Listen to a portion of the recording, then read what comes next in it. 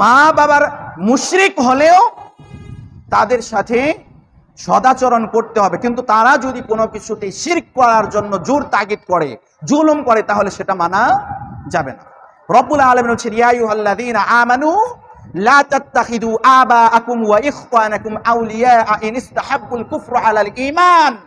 হে ঈমানদারেরা, মানে যারা ঈমান এনেছো, যারা লা ইলাহা ইল্লাল্লাহ পাঠ করেছো, যারা ঈমান এনেছো, হে ঈমানদারেরা, ইয়া আইয়ুহাল্লাযীনা আমানু লা তাত্তাখিযু আবাআকুম ওয়া ইখওয়ানাকুম আউলিয়া ইন ইসতাহাব্বুল কুফরা আলাল ঈমান।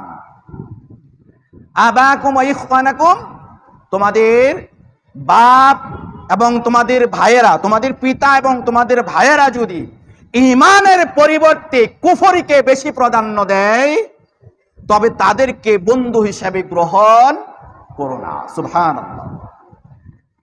দেখেন কত সুন্দর কথা বলেছেন। ঈমানের পরিবর্তে তোমার আপন পিতাও যদি ঈমানের পরিবর্তে কুফরিকে প্রাধান্য দেয়, তোমার আপন ভাইও যদি ঈমানের পরিবর্তে কুফরিকে বেশি প্রাধান্য দেয়, তাহলে তাদের সাথে যে আচরণ করা দরকার, তাদের সাথে উত্তম আচরণ সেটা করবা, কিন্তু তাদেরকে কখনো বন্ধু হিসেবে, আপন হিসেবে গ্রহণ করে নিও না।